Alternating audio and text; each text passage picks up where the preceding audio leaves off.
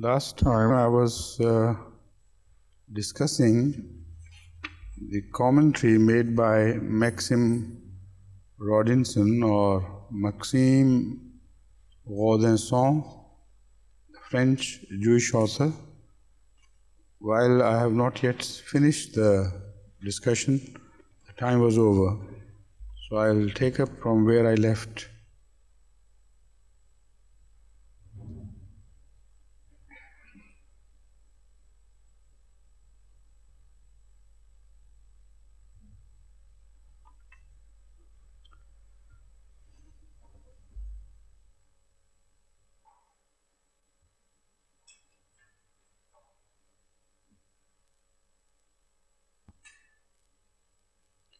While commenting on the outcome of the battle, he observes, by this time night had fallen. Would the victorious Meccans march on Medina? To the surprise and relief of many, they did not do so, but went away in the direction of Mecca. They had won a great victory. Muhammad's army had been literally decimated. There were about 70 dead, only 10 of them immigrants against a score of Qurayshites. It could therefore be fairly said that vengeance had been taken for the dead of Badr. To embark now on the difficult siege of the labyrinth of forts in Medina, an operation for which the Qurayshites' army was ill prepared, would be to hazard their great success to no purpose. Moreover, it would stir up the whole population of Medina, including the Jews, against them, when they had set out only to fight Muhammad's private army. It would reforge the unity which had been imperiled by that very Meccan victory, which might be expected to strengthen all the messenger's opponents, not only the Jews and pagans, but also the Muslim opposition led by Abdullah ibn Ubay, which had refused to fight outside the bounds of the city. It was wiser not to precipitate the worst by attempting too much, especially since the Meccan army had, after all, its own casualties. Now here, as he has very clearly asserted, a picture is being painted of total decimation of the Muslim army, and the only reason why they are told not to have attacked Medina is that, according to them, it was not the fear of the defeated Muslim army, but the fear of those who had not so far participated in the battle. Those who were left behind in Medina, like Jews, like pagans, with whom a treaty had been signed earlier, that if any enemy attacked Medina, no matter why he did so and which religion he belonged to, all the inhabitants of Medina will jointly defend the city. So as such, he points out that that is the only reason. They were afraid of the Jews, of the pagans, of the munafiqeen, whom he calls Muslims, led by Abdullah bin Ubay. Otherwise, there was no reason whatsoever why they should not have. Now, this view is given a lie by what happened later on. Because Hazrat sallallahu alaihi wasallam pursued the enemy beyond the bounds of Medina, much further away than the field where Battle of Uhud was fought. And that leaves us with no choice but to reject this view that the enemy did not attack Medina for the fear of those who had not fought. So this is a very interesting and a very moving aspect of what followed, and I would read from him and from some others.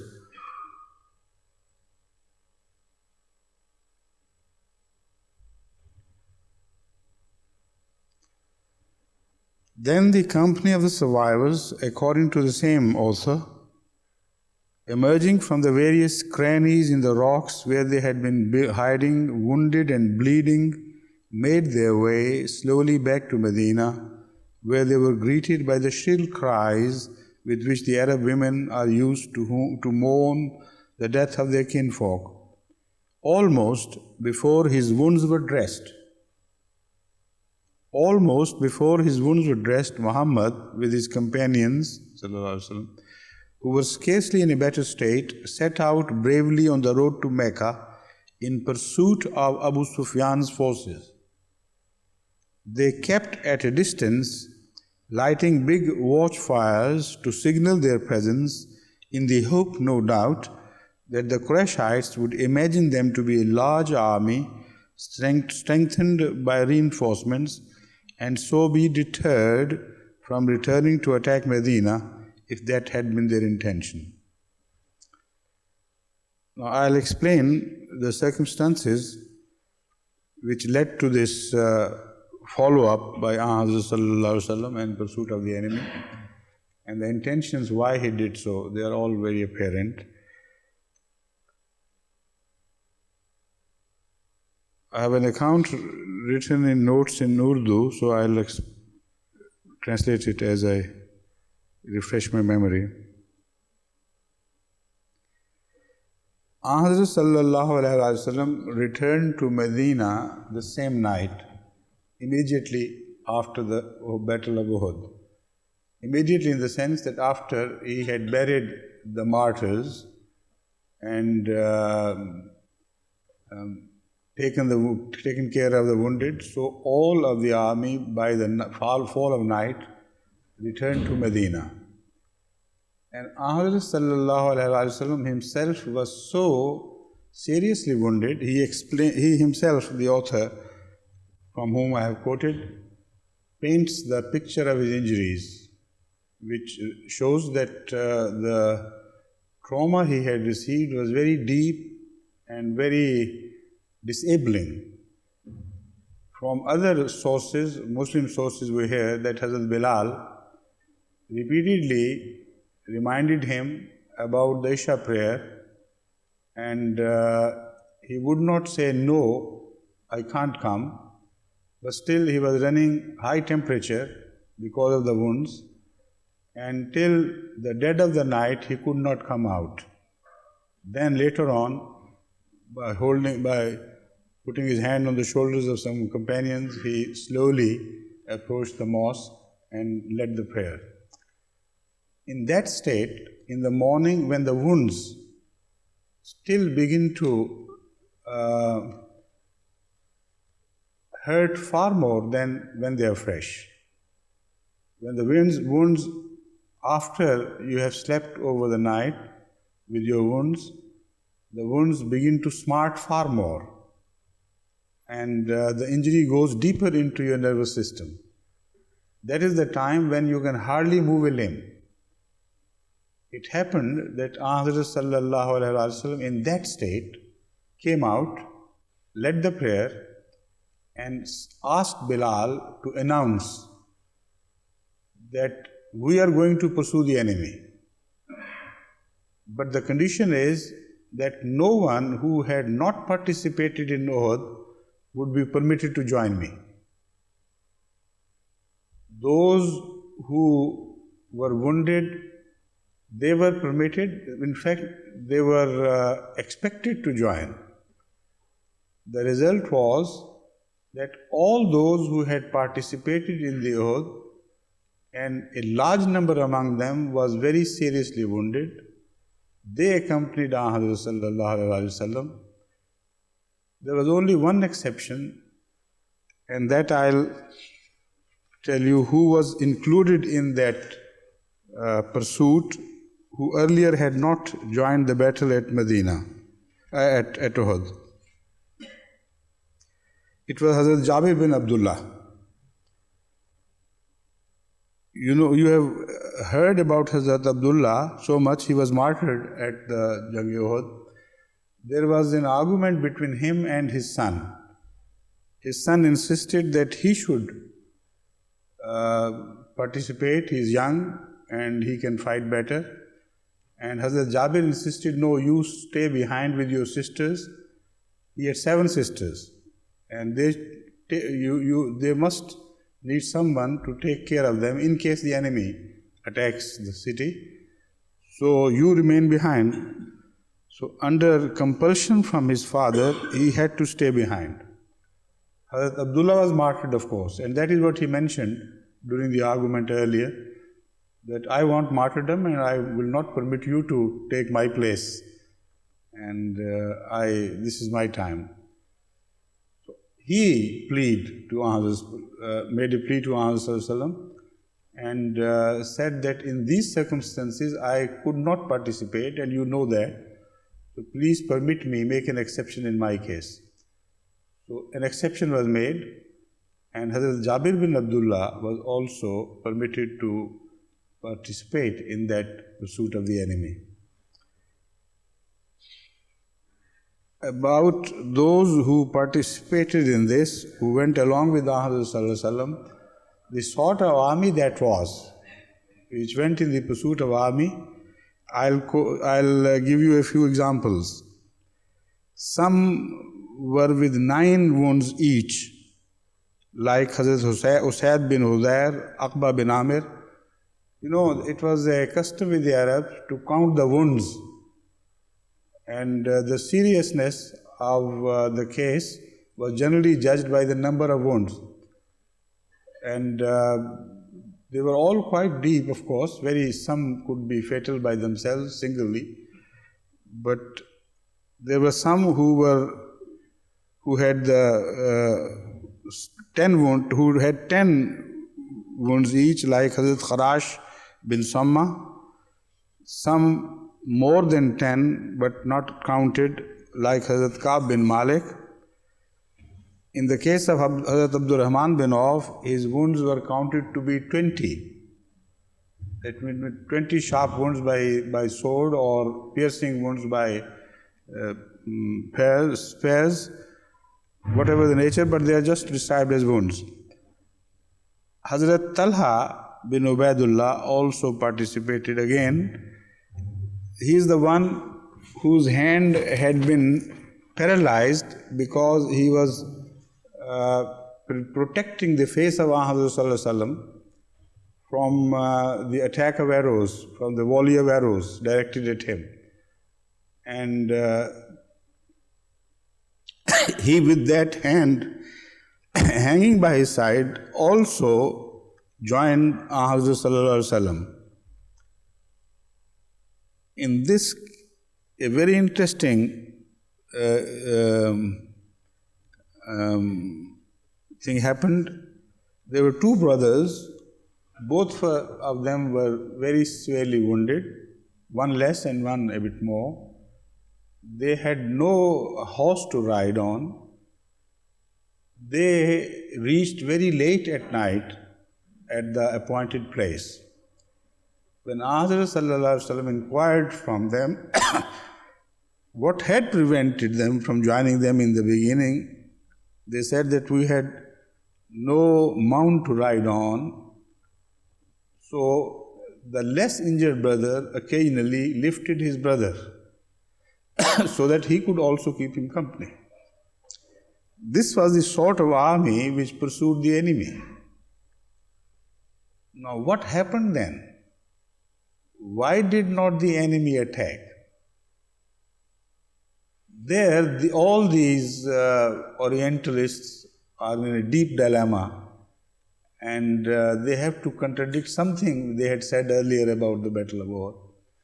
They had to build a new story altogether. The question of Medina, the fear of the Jews, the pagans, all dissipates into thin air. Nothing is left. Here is an army very severely wounded and largely disabled, with very few mounts, and ill-equipped, of course, which pursues a much bigger enemy who has shown its mettle in the battlefield, and who seems to be returning with the pride of having won a great victory. A great victory which is lauded to the maximum by people like Maxim Rodin, and suddenly, after describing the total decimation of Rasulullah's army, he found himself in a dilemma as to what case should be built for the army of Abu Sufyan not to attack, not Medina this time, but this small army of Muhammad, which, as you have read the description, was almost entirely disabled. Hardly there was one among them who was not injured. Here, let's read some of the explanations from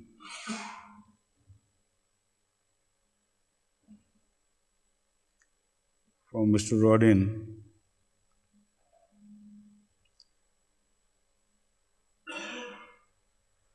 First of all, he, like other Christian authors, exaggerates the building of big fires. Of course, they have taken it from some Muslim sources, but the strategy of Muhammad was to spread out the fires. And they say because of that, the enemy might have received the impression that large number of those who had not been able to participate in the Battle of Uhud had also joined. That is why the followers, the soldiers with Muhammad, the number of soldiers with Muhammad had very much enlarged. Now, this is a very stupid proposition which does not hold water at all, because it was not a question of one night alone. Muhammad remained camped close to the enemy camp for 3 days and 3 nights.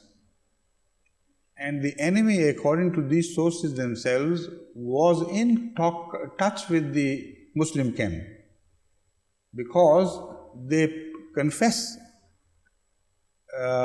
at an off-guarded moment that Abu Sufyan tried to destroy the morale of the Muslim army by sending his agents who spread rumors about the enemy intending to attack and totally destroy the followers of Muhammad. So such rumors were spread to no avail, and it could not in any way injure the morale of Muhammad's companion. This is what is admitted by these sources themselves. So what happened then? Why Abu Sufyan, knowing that it was only the wounded soldiers who had participated in Jang-e-Uhud, in the Battle of Uhud, and no more from Medina, who were pursuing them, who were at a close distance, and they had a very strong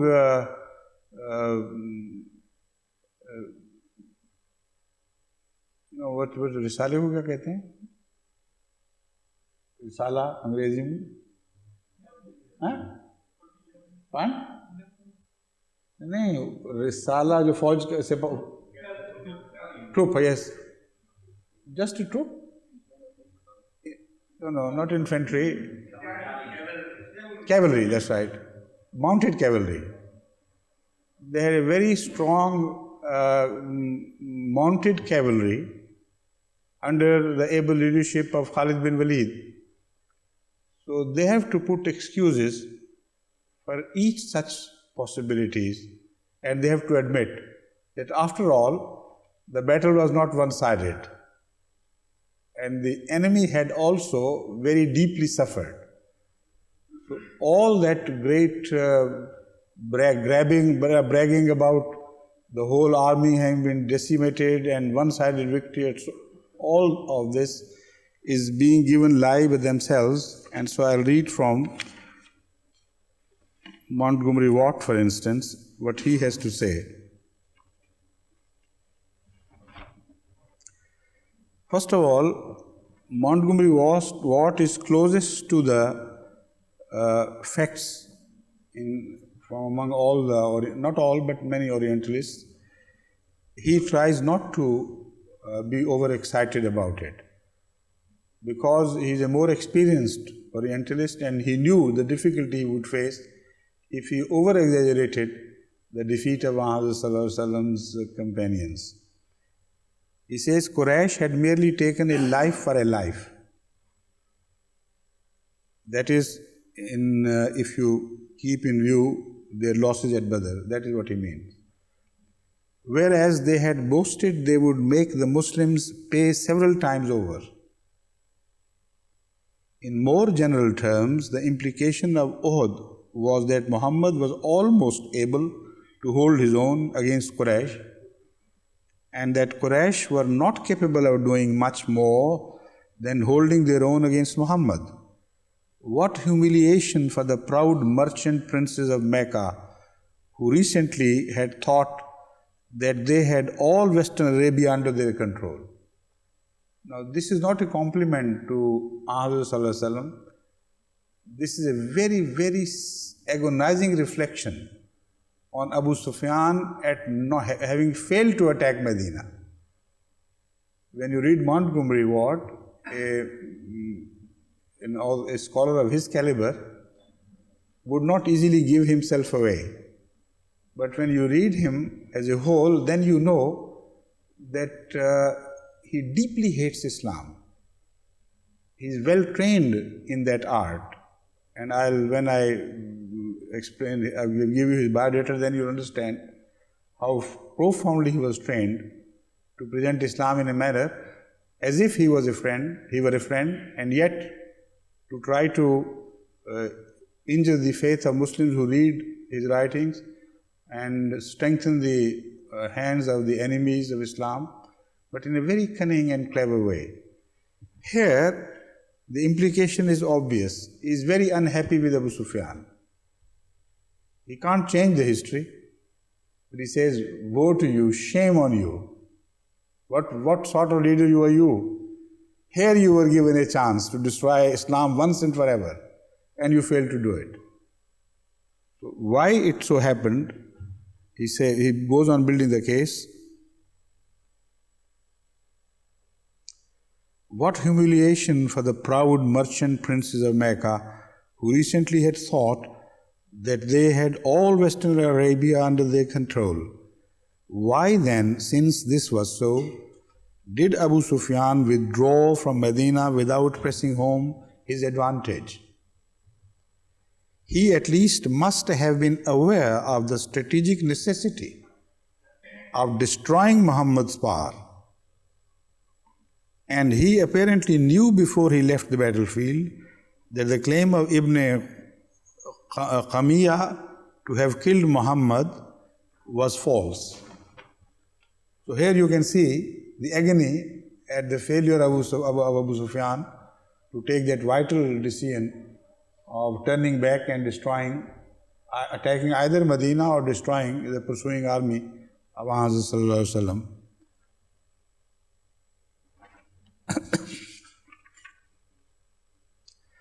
Then he says, in other words, the Meccans were not in a position to do anything further.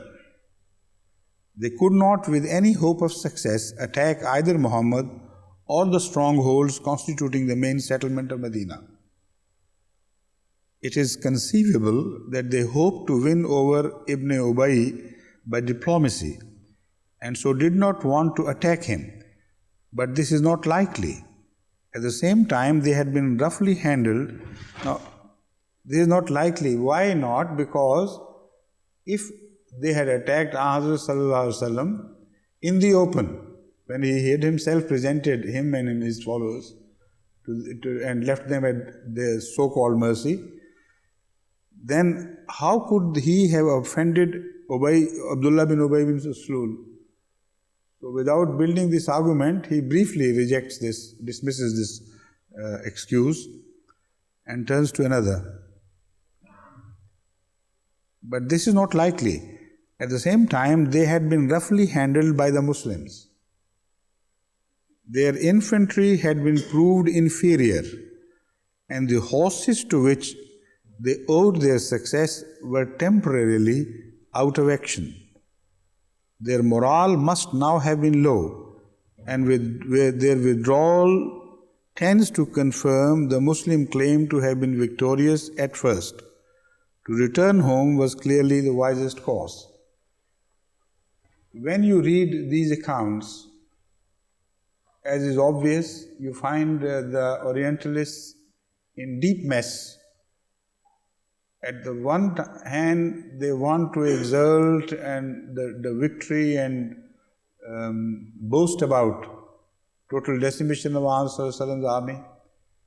On the other hand, they want to find some reason, logical case for the Meccans not either to dare to attack Medina or to dare attack that decimated army itself.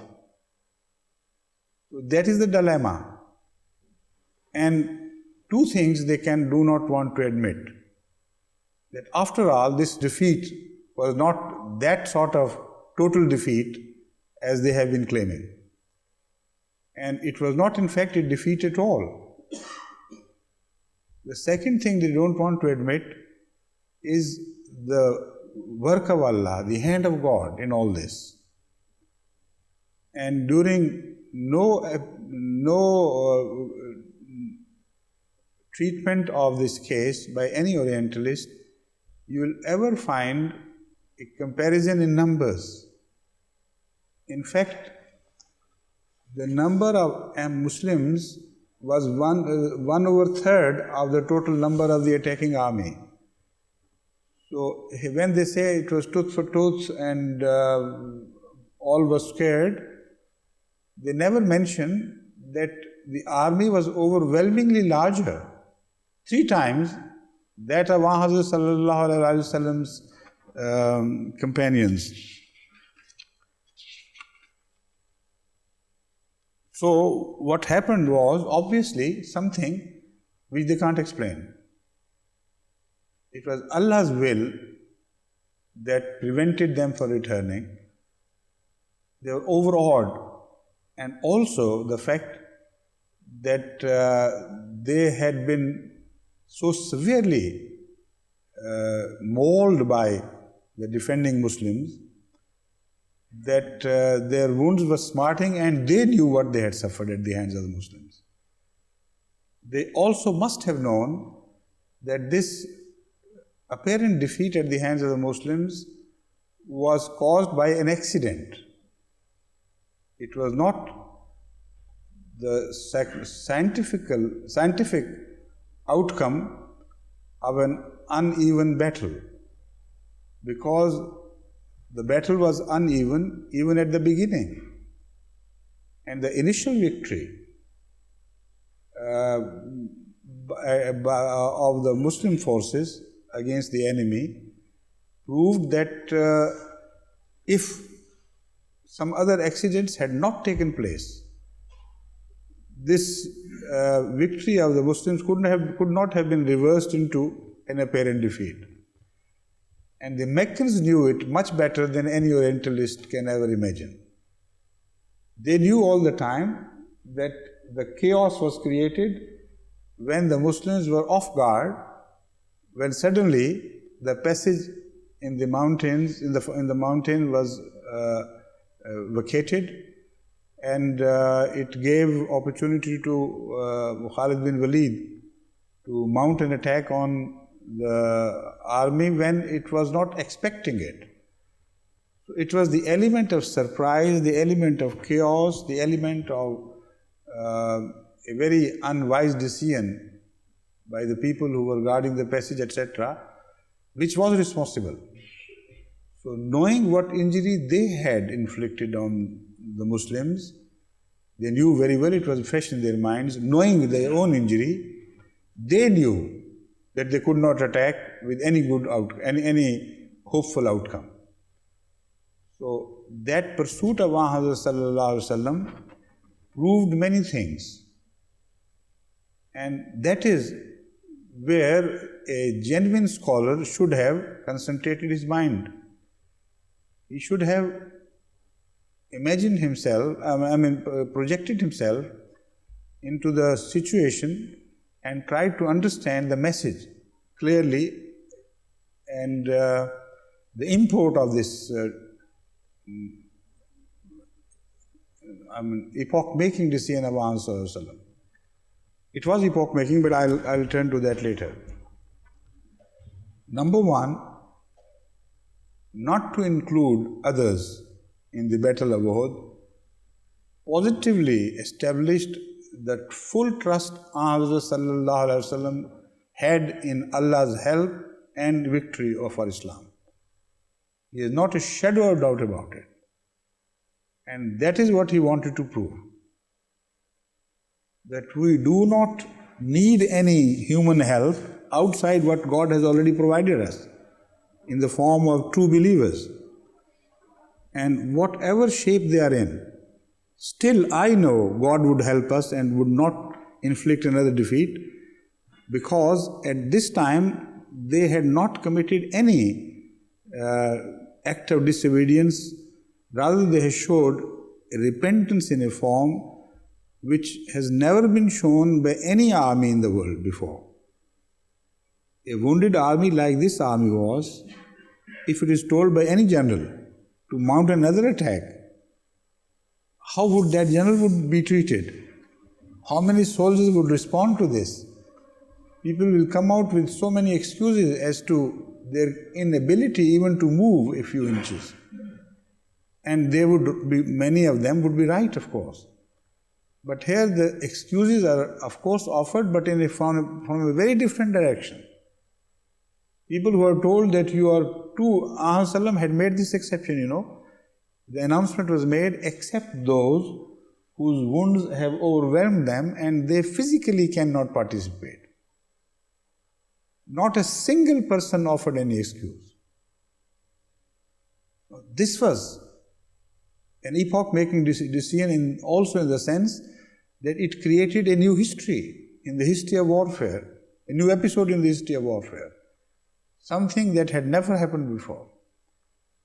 And secondly, with these wounded people, to hope for survival, not to mention victory, was unthinkable.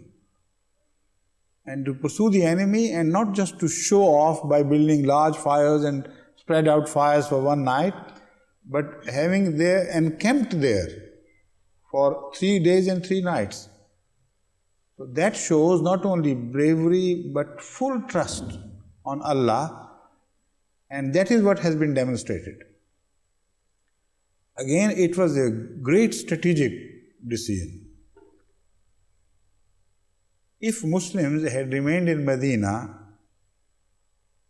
having been targeted by the sharp-cutting tongues of Abdullah bin Ubay bin Sulul and his companions,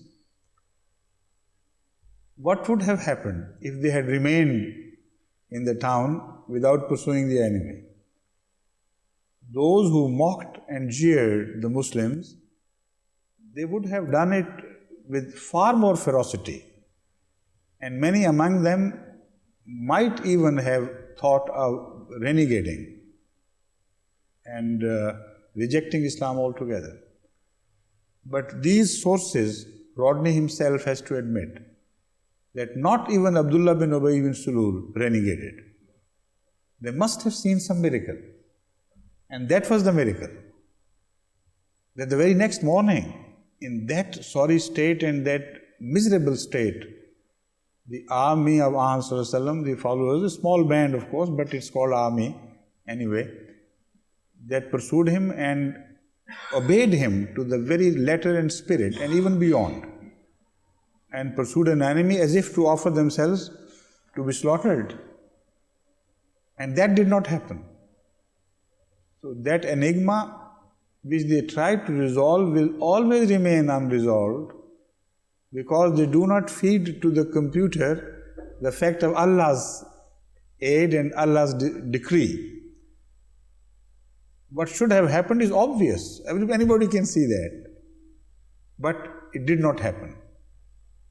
Secondly, it was a message to the tribes all along and around, that you will hear many things about our defeat and so on and so forth, but don't have any false ideas about it. We pursued the enemy, and the enemy dared not attack us while we gave them full opportunity. And we had not received any additional aid at all, so that aid could have deterred the enemy. Now I'll quote from Montgomery Watt again.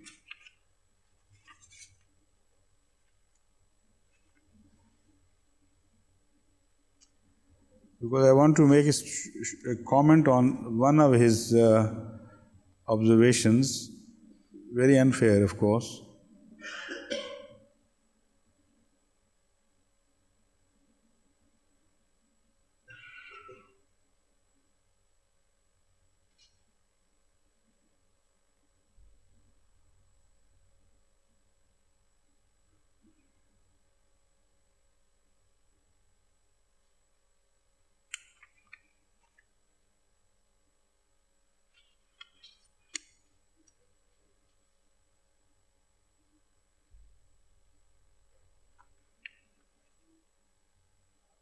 Yes. On the following morning, therefore, he summoned, that is Hazrat Muhammad Rasulullah, according to Montgomery Watt. This passage is taken from Muhammad at Medina by Montgomery Watt, page 28-29. I don't remember the edition, so if there is another edition with different paging, you better look out for that. He says it was normal and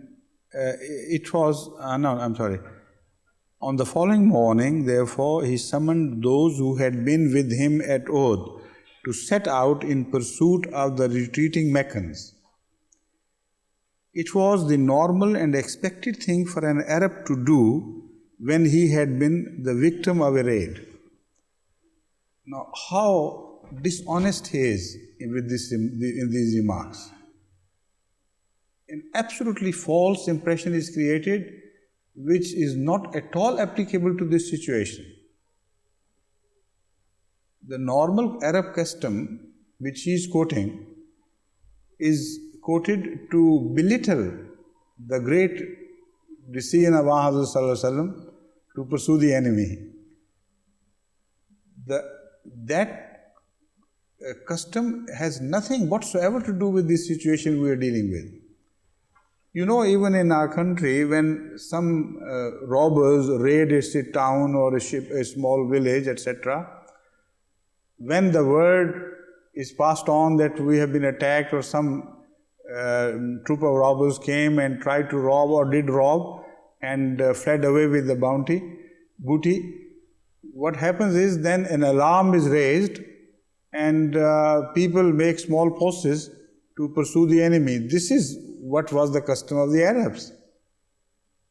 If a tribe was attacked at night and the enemy had run away with the booty, etc., or an attempt was made and then had run away, then all the fresh people of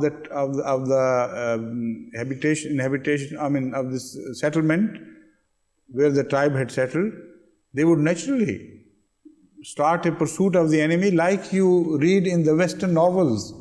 It happened in America, and it still is the custom in India and Pakistan.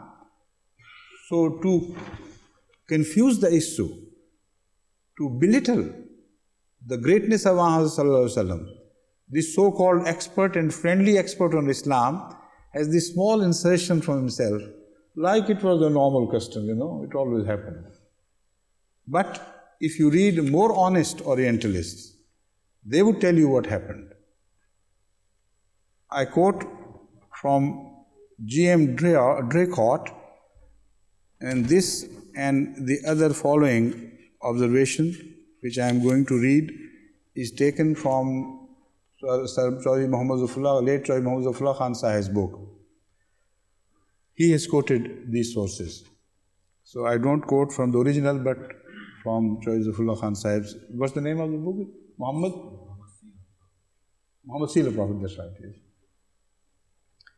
G.M. Draycott has observed, Muhammad is the name of his book, page 201, as quoted by Sarzafullah Khan, late Sarzafullah Khan.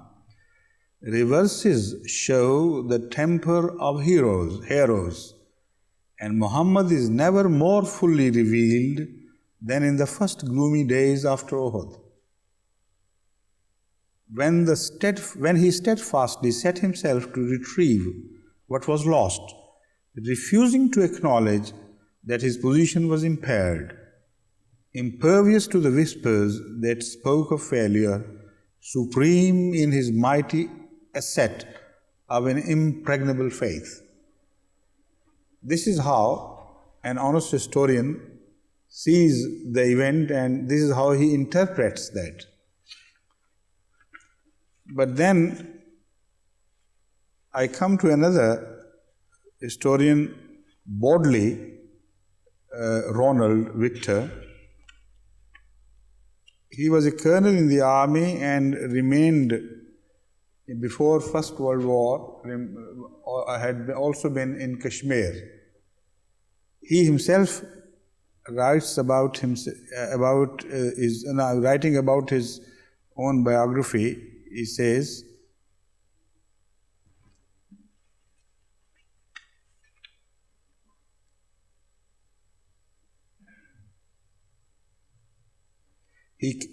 according to him, he came into contact with Islam before the First World War in Kashmir and was surprised to find that the local inhabitants worshipped the same God as the one of Abraham, Moses, etc. Now, he was an educated person, colonel in the army, but that was the effect of hostile propaganda from the so-called Orientalists against Islam.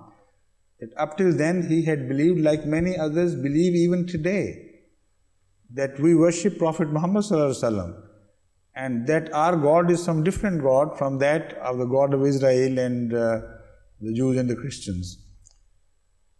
After the First World War, he went to live among the Arabs of the Sahara Desert as a nomad in a camel's hair tent. He says, without becoming a Muslim, of course, I felt the spell of this faith which placed the supplicant and his Creator face to face on the desert. Further he says, I heard of him, Prophet Muhammad, as a warm-hearted human being who had changed mundane pagan idolaters into profound believers in one God, in the resurrection of the dead and the life of the world to come.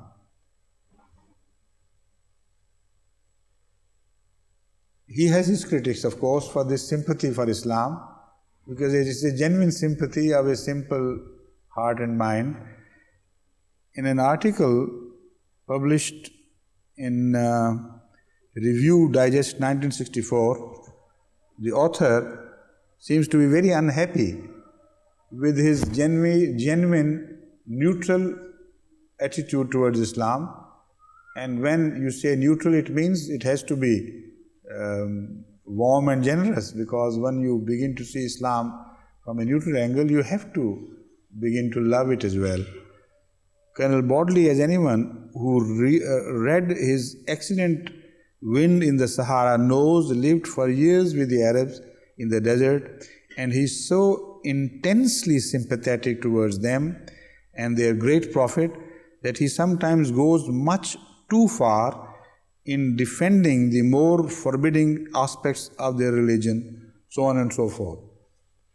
So this is the author with whom his Christian brothers are very unhappy, because he dares speak the truth about the great qualities of Islam and those of Muhammad. In his book, The Messenger, page 179, he writes, Muhammad did not admit defeat. Writing of Uhud and what followed, he says, Muhammad did not admit defeat. Instead of letting his soldiers be fussed over by their womenfolk and give their versions of the fight, he fell them in. He made them, he put them back in the battlefield, in the what do they say? I have another. In the battle file, what do they call? I have got something, a very beautiful expression which is just missing. Anyway, forget about it. Anyway, he lined them up all. That is what he fell them into the order of battle. That is what I was thinking of. He was wounded himself. He was stiff. He was tired. He was 56 years old. That is when it happened. But he put his legs across a horse and rode off as if he was pursuing a demoralized and routed enemy. It was masterly strategy, magnificent psychology. Above anything any commander has ever conceived to revive the spirits of a shattered body of men.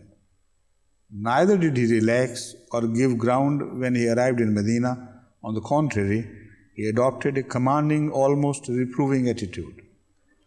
Now, what according to Mr. Montgomery Watt was the normal custom of the Arab tribes to pursue their enemy in this state is, according to Mr. Bodley, something that had never happened in the history of warfare. This is exactly what it was. Unbelievable. And there's no doubt that Hazrat Sallallahu Alaihi Wasallam's potentials and his inherent qualities have nowhere else been displayed with such glory and such glamour as at the time of Uhud and what followed. Now, Maxim Rodinson is, at his best in attacking Islam and trying to belittle the image of Islam and the faith, and he still can't understand why people did not renegade. But he builds the case for them.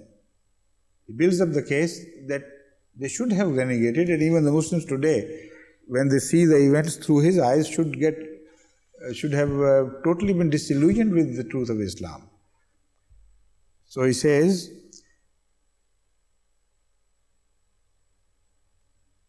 with reference to the views and attitudes of the pagans, the Jews, and the followers of Ibn Ubay, he says, but they were uneasy about accepting certain of his revelations. Why but? Because previously he says that Abdullah bin Ubay bin Sulul and people like him and many others should have rejected Islam and denounced it altogether at what they saw. But it did not happen. It did not happen. Is it a proof of the truth of Islam? Because even at such time of crisis, people stood steadfast. Even the worst of the Muslims, as are described as munafiqeen, they did not dare or did not decide to denounce Islam. Why? This is the question which he is dealing. He said that they did not all right, but at the same time, they were very critical. He says, but they were uneasy about accepting certain of his revelations, arguing over details, pointing unhappily to contradictions in the words from on high, and asking for more explicit text. All this is his imagination. It was not what was happening there. Abdullah bin Ubay bin Sulul was only boasting about his being right in not going out of Medina that far and choosing a battlefield outside Medina. And that is why he returned to Medina with his followers, because according to the Treaty of Medina, the Medinites were not bound to defend Hazrat Sallallahu Alaihi Wasallam or his followers. They were only bound to defend Medina. So under that, he took the excuse, despite the fact that he claimed to be a Muslim. But he, along with his around 300 munafiqeen, as we call them, the hypocrites, they returned to Medina. Now, they wanted some of them to have renegated, these Orientalists. And they don't find even a single one who did. That is the puzzle. That is the problem they are facing. And so he builds the story that they did not, but at the same time they are very ferocious. They are very unhappy. They found fault with everything in Islam. They criticize faith, the behavior, the defeat and everything. So that is how he makes himself a bit happier in a situation which otherwise leaves him very unhappy. But they were uneasy about accepting certain of his revelations. All this is a concoction of his mind. The issue at that time was simply this, whether he was right in his decision or not. That is the issue taken up by him with his own son. When he returned home wounded, he mocked at his own son and said, "Look here, this is the result of refusing the advice of a wise man like I am." And the rebuttal was, all that Rasulullah ﷺ did and the followers did and come by was the very best. And we are not the losers, we are the gainers. This he leaves out, of course, from this account. They seem to have hinted at the possibility of Muhammad's manipulating the revelations in his own best interest by elaborating some. It is not known whether they went so far as to suggest that he added to them off his own hat and keeping others to himself. Now this is something he wants to say. He said, perhaps they did not go that far, but if I were there, I would have gone that far. And then this is the most biting remark he makes in this. He says, in this description, he says, who had ever heard of a prophet who had heaven on his side being so humiliatingly worsted? That is the comment made by himself, but he attributes this comment, unspoken comment, to the feelings of the Medinites, particularly Muslims, but Jews and others all together, that the census of the opinion was that the Uhud has proved beyond a shadow of doubt that this is a false prophet. What happened to him had never happened to any prophet before in the history of religion. So he says, who had ever heard of a prophet who had heaven on his side being so humiliatingly worsted? Now let me quote from Christian and Jewish sources as to who had ever heard of such prophets and their humiliation at the hands of the enemies. St. Paul, in his letter quoted in Hebrews 2, 32-38, writes, "And what more shall I say? I do not have time to tell about Gideon, Barak, Samson, Jephthah, David, Samuel, and prophets who through faith conquered kingdoms, administered justice, and gained what was promised, who shut the mouths of lions, quenched the fury of the flames, and escaped the edge of the sword, whose weakness was turned to strength, and who became powerful in battle and routed foreign armies. Women received back their dead raised to life again. Others were..." Now, that is the story of those who were victorious among them. Now he turns to the other side of the picture. and says others were tortured and refused to be released so that they might gain a better resurrection. Some faced jeers and flogging, while still others were chained and put in prison. They were stoned, they were sawn in two, they were put to death by the sword. They went about in sheepskins and goatskins, destitute, persecuted and ill-treated. The world was not worthy of them. The world was not worthy of them. They wandered in deserts and mountains and in caves and holes in the ground. So they were also the prophets who were treated like this according to St. Paul.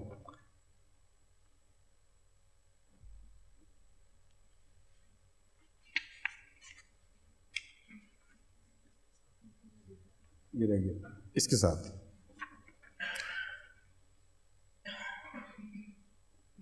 now I'll quote some of these are the ones I told you to write from the Bible. New Testament? New Testament. Good, yes.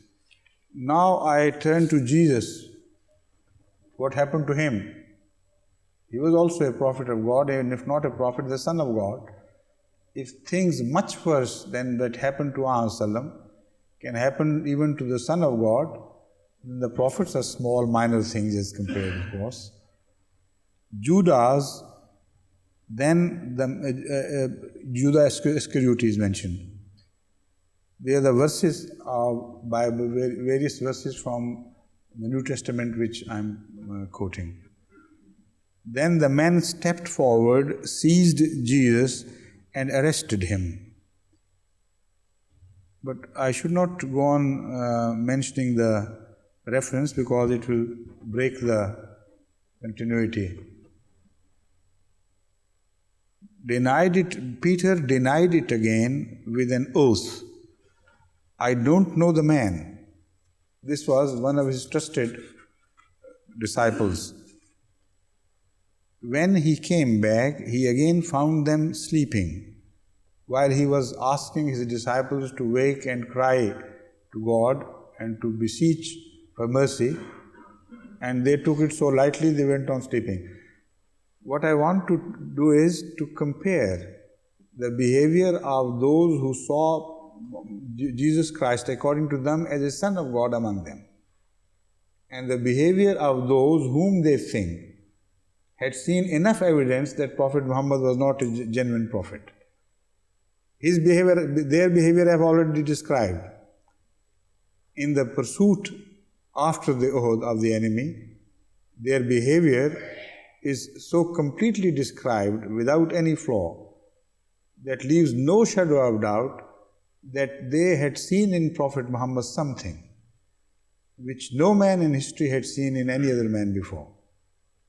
Or what happened simply could not have happened.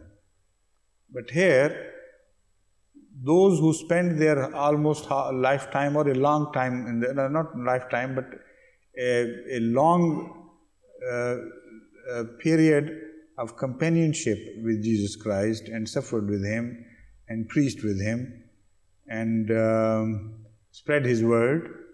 When time of crisis came for Jesus, this was their behavior. They spat in His face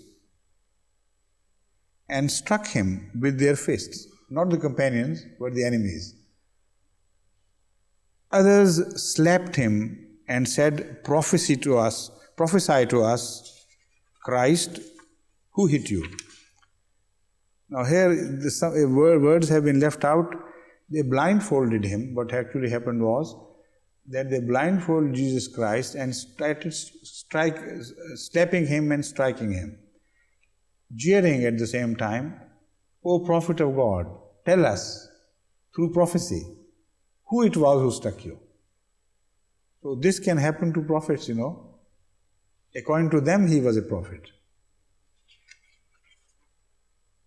He claimed to be prophet, yes. They bound him, led him away, and handed him over to Pilate, the governor. Matthew. Then he released Barnabas hoga, Barnabas, yes, to them, but he had Jesus flogged and handed him over to be crucified. They stripped him and put a scarlet robe on him, and then twisted together a crown of thorns and set it on his head and mocked him. "Hail, King of the Jews!" They spat on him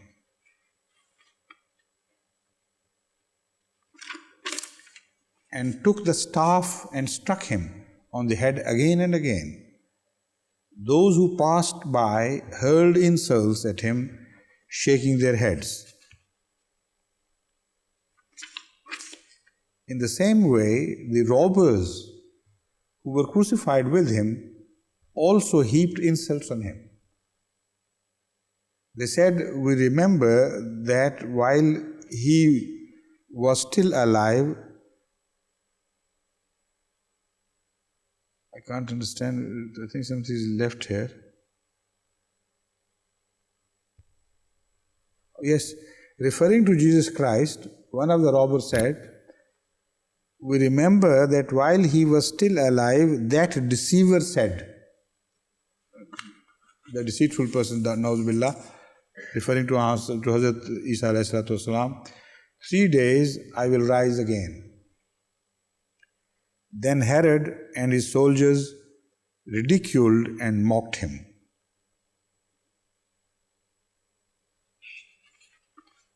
Now, I am quoting this with a very heavy heart, of course. Not that our hearts do not bleed when we read this account of Jesus, what happened to Jesus at the hands of his enemies, but more so at the hands of his own followers, his trusted disciples. I'm only doing it to make a comparison with what happened to Muhammad Sallallahu Alaihi Wasallam and to turn the mockery on to the critics of Muhammad Sallallahu Alaihi Wasallam, like Rodney and like many others, who say that the battle of Uhud proved only the falsehood of Rasulullah Sallallahu Alaihi Wasallam, because what happened to him could not have happened to a true prophet of God. Much worse could happen to a true son of God, who according to his enemies only claimed to be the prophet of God. So his case is fit to be presented to both who believe in him as son of God and who believe in him as a claimant to prophethood.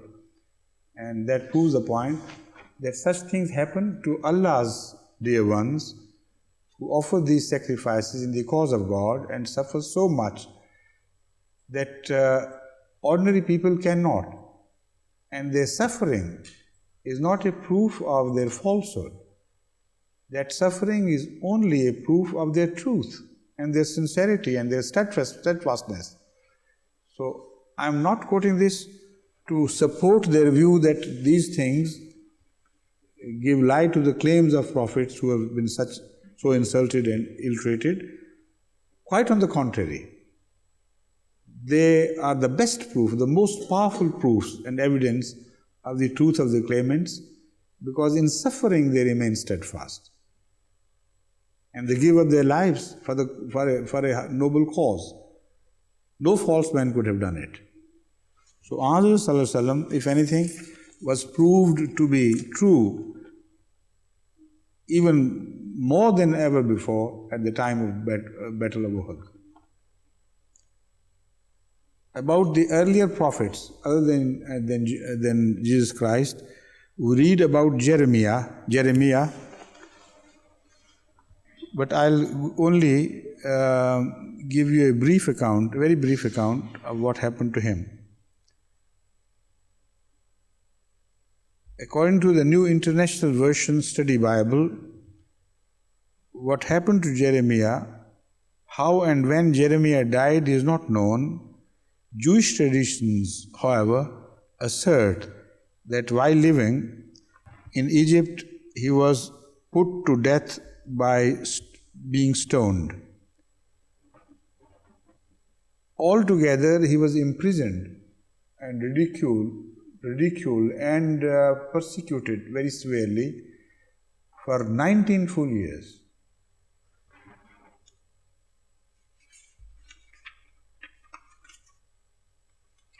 It's a long account of what happened to Jeremiah. You know about John the Baptist, how he was beheaded at the behest of Herodias.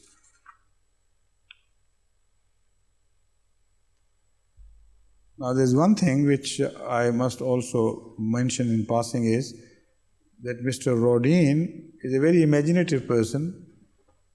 When he wants to abuse Muhammad, he knows no bounds. He goes beyond the limits of facts of history. And there are two points in his description of Uhud which are a very clear violation of the facts of history on which all the rest of the historians are agreed jointly, the enemies and the friends all alike. Number one, he describes Muhammad as having spent the night of Uhud hidden in various crevices along with his companions.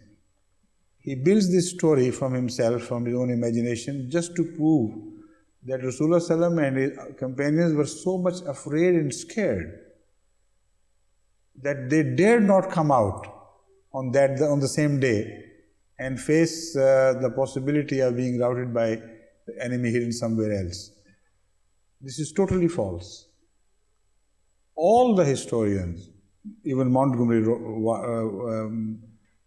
Watt, as you read him, have mentioned without any exception that Muhammad finished with the business on that very day, returned the following night, did not spend the night hidden in the crevices, etc., and went on that expedition that next morning. So that is a piece of his fiction concocted by his imagination. Another thing which he has done in his zeal to prove that Muhammad was privately encouraging the critics of Ubay bin Abdullah bin Ubay bin Sulul and in egging them on to do things like insulting him in public and being rough with him, has quoted the history in a very distorted way. Well, the style can be forgiven, but he has even said things which have quoted some facts which have no relationship with the event of Uhud, which happened many years afterwards and not at Uhud. So I can't read the full account because of the shortage of time, but I'll give you a brief summary of what he wants to put across. He says that Rasulullah permitted, he uses words like henchmen, etc., to publicly insult Abdullah bin Ubay bin Sulul. Then he says the matter went too far out of hand. And Abdullah's son was ultimately so infuriated against his own father by the insinuations from Muhammad that he went and challenged him and he wanted to murder him himself. And when things went that far, then Muhammad put an end to it and stopped. This is totally false. That event which he is quoting took place at a very different time at Ghazwa Bani Mustalaq. Ghazwa Bani Mustalaq happened in 6 Hijri, that is 6th year of immigration to Medina, and Jang-e Uhud took place in the 3rd year. So an event which took place 3 years after, he brings closer and quotes together to build his story, to build the effect he wants to build. So I consulted many books of history. I wanted to find out if he has any support anywhere concerning this event. Some historian might have mentioned it in relation to Jang-e-Uhud. The only thing which I could discover was this, that one book of history,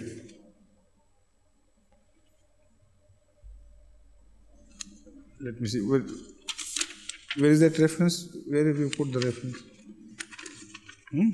Following?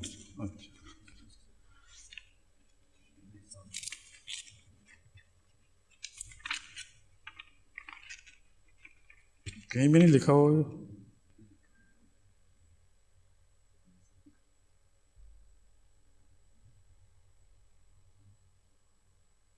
No, I'm not good.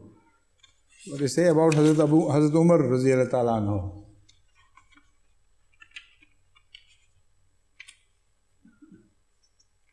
I had that in my notes. Anyway, I'll tell you this too. It is reported by one historian, a late historian of course, but it is reported by one. He happened to be somewhere in 9th century after Hijrah. He has reported that during the Uhud, when Abdullah bin Ubay bin Salul and many others jeered and mocked Muslims and insulted Islam in general, then Hazrat Umar Raziyallahu Ta'ala anhu got so infuriated that he approached Hazrat Sallallahu Alaihi Wasallam and sought his permission to murder all of them, whoever dare insult Islam and the Muslims with reference to what happened at Uhud. Now, I must say that it is very popular with historians, etc., to attribute such violent tendencies always to Hazrat Umar. You know, whenever you read about such things, Hazrat Umar is the main person who is quoted as the one who just pleaded violence, who did this and that, and who was so trigger happy or sword happy that at the slightest excuses, he would suggest to Salam that such and such people should be murdered immediately. While in the war, we don't read much about his killing the enemies. And mainly it is Hazrat Ali, who is quoted by all historians, who killed the infidels in far greater number. Hardly you come across one or two such cases where Hazrat Umar might have killed somebody with his own sword. So all this gives a sort of a shadow of doubt, creates a shadow of doubt about these stories. He seems to have been built into a legendary figure where, like you say, Lana Gunche Mera Qalamdan, that sort of thing. A legendary figure is created to express his non-tolerance at all insults hurled at Islam or enemy or anything done against Islam, to the extent that he immediately suggests a course no other than beheading and no less than that. To my mind, all these are stories. How could Hazrat Umar have done this, asking his permission to kill all of them? But anyway, if it was so, this author, Rodin, seems to have read this book, which is As-Siratul Halabiyya by Ali bin Burhanuddin al-Halabi. That is the author of the book which I mentioned, having been born somewhere in 9th century. So he quotes from him, in fact, but changes the name and confuses the two different issues altogether, welds them together unnecessarily. Necessarily for him, of course. So what happened was, the remaining part he does not mention. Hazrat Umar, according to this story, which I don't believe, no other authentic writer, no other book of hadith has mentioned it, only Halabi has mentioned it. But anyway, if somebody should believe in it, he should quote the whole story and read it to the conclusion. According to this story, when Hazrat Umar approached Hazrat Sallallahu Alaihi Wasallam seeking his permission, the answer was, those people whom you want to murder for this insult, do they not claim that God is one? Do they not testify that I am His Prophet? He said, yes. That is what they do. He said, if they do, no Muslim has a right to murder them for anything. What a beautiful answer. Now this answer could have been genuine, because similar answers have been given by Sallallahu in other similar situations. So I don't say this happened, but this might as well have happened, because when in the case of Ghazwa Bani Mustalaq, the son of Abdullah himself approached Sallallahu Alaihi Wasallam seeking permission. He refused to give him this permission. That was very much like Hazrat Sallallahu Alaihi Wasallam. But these authors who are, rabid in their hatred of Islam and the founder of Islam, they go on building these stories. So don't ever trust the facts quoted by these authors. You must go to the sources and find out yourself what they have genuinely quoted, what they have invented from themselves, and what important things they have missed. Now, whenever I have tried to do that, I have discovered something which always happens like this. These Orientalists generally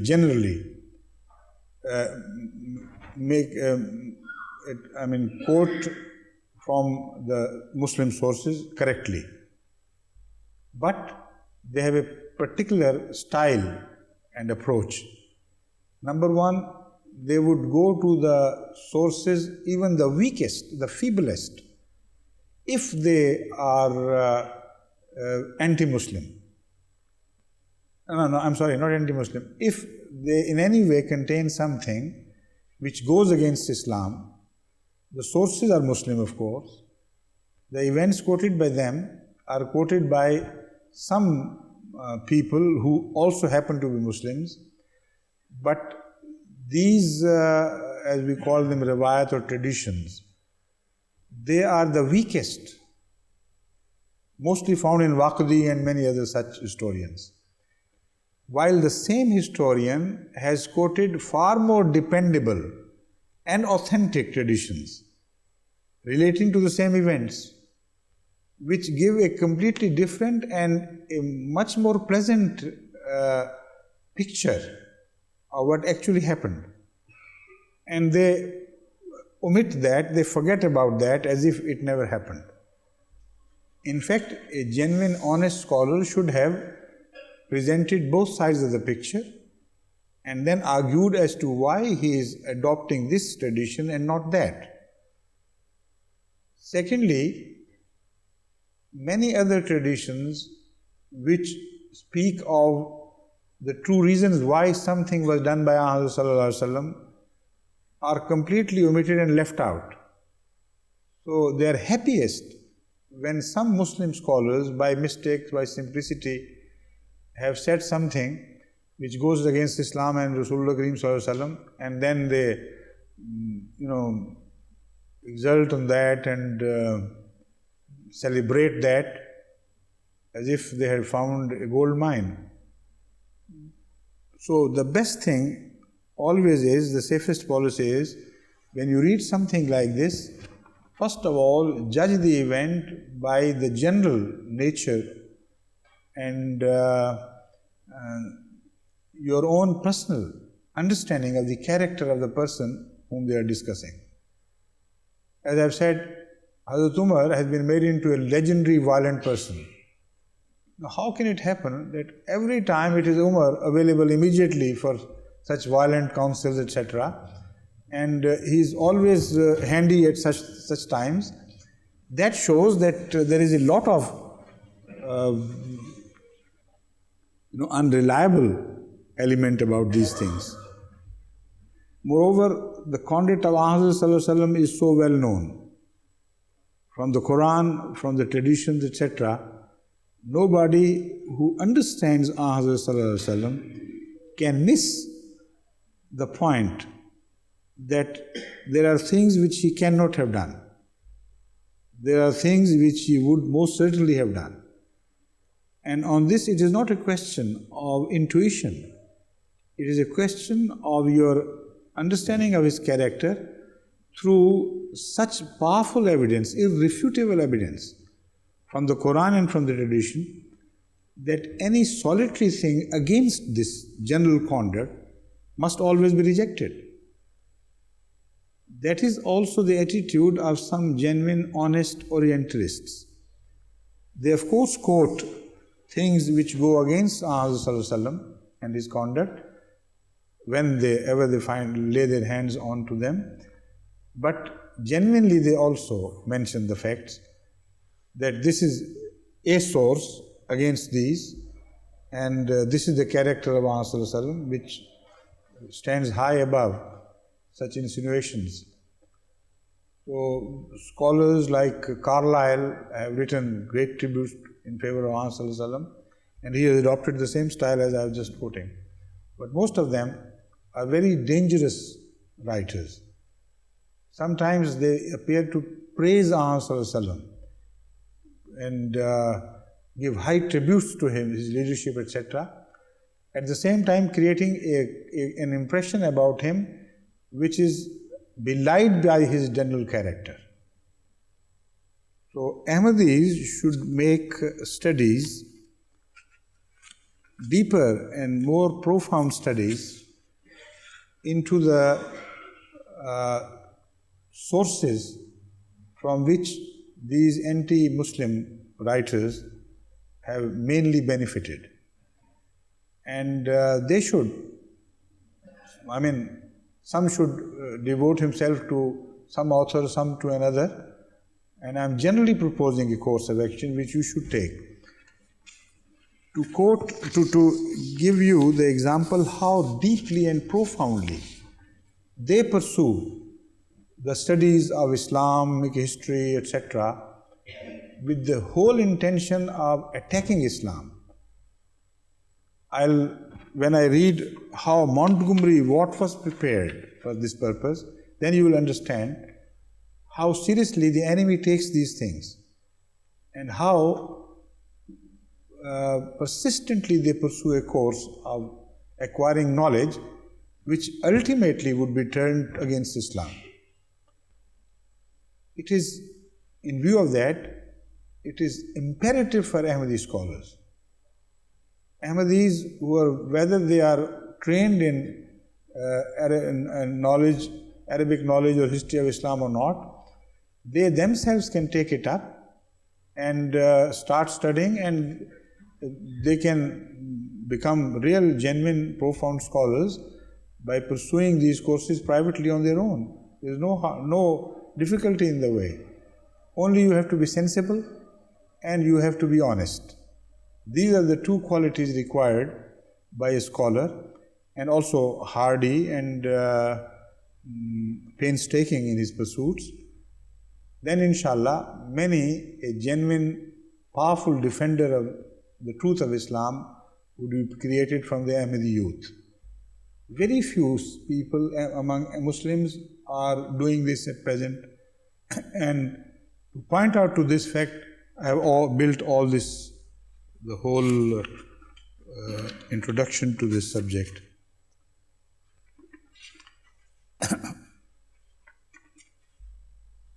Professor of Arabic, William Montgomery Watt,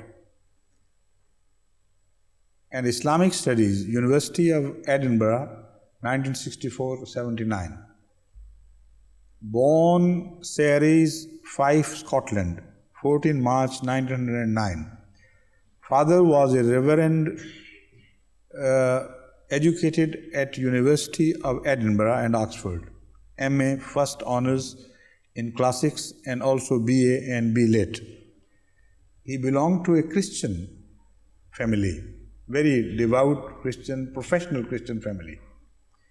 In 1938-39, studied theology at Cuddison College, Oxford, and was ordained deacon in St. Paul's Cathedral, London, in 1939 and priest in 1940. So when you read anything by Montgomery Watt, you're so impressed by the image which has been created of a genuine, great, profound scholar and neutral scholar for that matter, is also a false and hypothetical image. It has nothing to do with realities. He belongs to a very strong, inimical, anti-Islamic family and a priest family. He himself was a priest, although seldom you will hear about him as a priest now mentioned. As a priest now that he is presented as a genuine neutral scholar. In 1938-39, studied theology, I have read already. Curate, St. Mary, Bolton's, London, 1939-41. Curate, Old St. Paul's, Edinburgh, 1941-43. 1943-46. On the staff of the Anglican bishop in Jerusalem. You have heard of an Urdu saying, Karela Neem Chada. Gourd, which hangs on a tree with very bitter juice, even more bitter than the gourd itself. So, that is what was left out of his training, to stay in Israel for a few years and further polish his qualities.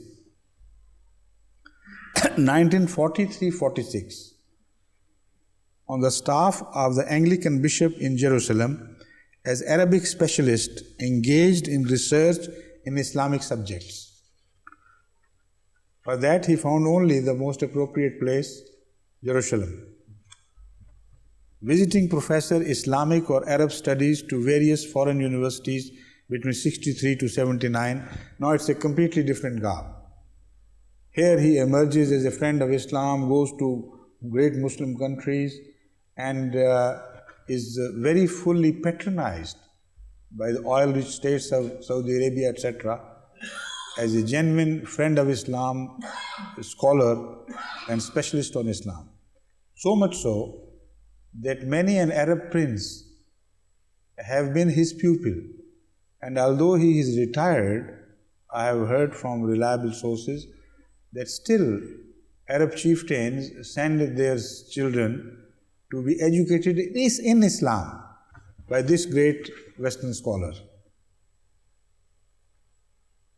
Chairman Associate of British Orientalist 1964-65, Levi de la Vida Medal, Los Angeles, 1981, a long list of publications almost exclusively on Islamic subjects starting from 1949 to as late as last year, 1991.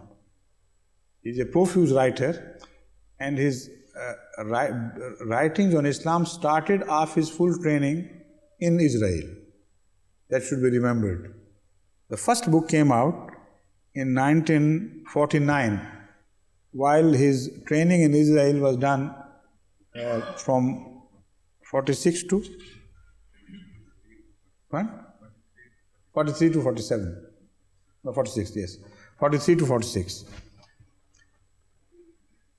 He has written the following, among many works, he has written the following: Free Will and Predestination in Early Islam, 1949. All these books I am mentioning because they are worthy of study, and most different the youth and scholars and intellectuals should read these books and mark the points where they know positively that an attack is intended under whatever garb. Then he wrote Muhammad at Mecca in 1953, Muhammad at Medina in 1956, a companion to the Quran in 1967, What is Islam in 1968, Early Islam in 1991. Of these, I have not been able to read all these books, but some I have read, and I have also ordered the others to be made available. I remember perhaps it was in Muhammad at Mecca that he first revealed his full intentions. And there he clearly confesses that the time for open attack on Islam is gone. That period is over. Now what we should do is, we should be very friendly and nice and very civil in our discussion of Islam, and without antagonizing the Muslim mind, we should do what we should do anyway. So what he's suggesting very clearly, without chewing his words, is that the same wine must be served, but in new goblets. We must, as Ahmadis, defend Islam against committed enemies as well as disguised enemies. And when I came to England about 8 years ago, this was the first thing, almost the first thing which I proposed to the Ahmadis to do with reference to Montgomery Watt himself, that you should take up the cudgel. If you did not, nobody else would. But first prepare yourself. Now, that is the last thing which I want to say because of the shortage of time. I'm keeping an eye on the watch. The fact is that Ahmadi Muslims who begin to read about these things very quickly begin to believe that they have become scholars. And not only the scholars, but scholars of the very first order, the highest of the top. And they start writing essays. Now, you have to prepare far more profoundly. You must read all about a subject. Choose a subject. Don't try to enlarge your area of research beyond your scope and capacity. Choose a fixed, limited target, and then enlarge your studies about that to the fullest. So, in that way, you will be able to genuinely defend the cause of Islam in a scholarly style. Otherwise, if you consider yourself as a scholar having read 1 or 2 books about something, you will always end up in a mockery of yourself. And such articles are constantly being sent to me. Sometimes it is a punishment to read them, They say, you see, we have specially devoted our time to write this in defense of Islam and this and that. Please read it. So out of their sake and the labor they have taken, I have to go through the punishment. But I assure you, this is no way of doing things. You have to become genuine scholars, if not in a wider field, at least in a limited field of your choice. Then read all about it. Go to the history. Find out what was said on this subject thousands of years before.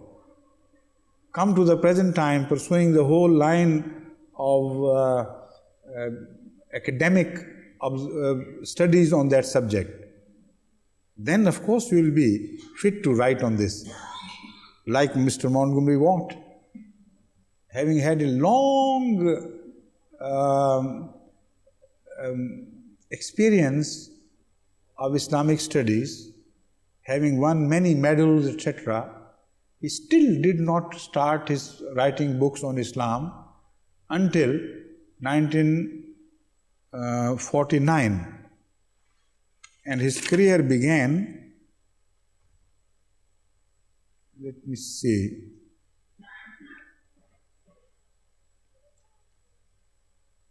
before 1939. Now, born in 1909, he was already a priest, ordained priest,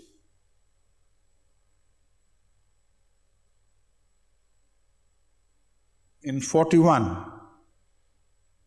And in the meantime, he had studied at Oxford, at other universities, at Edinburgh, etc., and won laurels in pursuit of his studies, and still he did not consider himself fit to write on Islam until he got his final training in Israel and wrote his first book in 1949.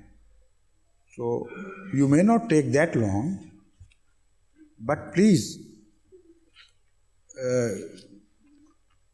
make a profound study of the subject before you ever venture upon writing on defense of Islam. God bless you.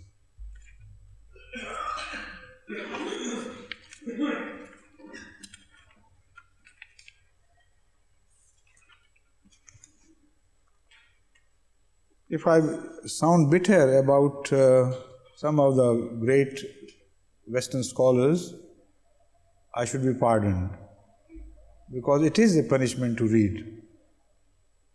Less punishment to read an open enemy than to read about the disguised enemy. So hypocritical, so disgusting and mocking, and mawkish, nauseating to go through that experience. So that style should also be occasionally adopted in defense of Islam, the style of the person who attacks Islam. You can be that discreet and that clever in defense of Islam as he has been in the attack of Islam. Otherwise they'll say, look here, he is some sentimental person. He loses control over his language and sentiments. He's not a scholar. So when you write in rebuttal of some anti-Muslim scholar, I advise you to adopt the same style. Not like me to give way to your sentiments like I am doing now, because sometimes it's not possible to contain yourself when you read about those you love so much. It's impossible to hear the vitriolic attacks on Muhammad Sallallahu Alaihi Wasallam. It's impossible. And there one loses control and one should be forgiven about that.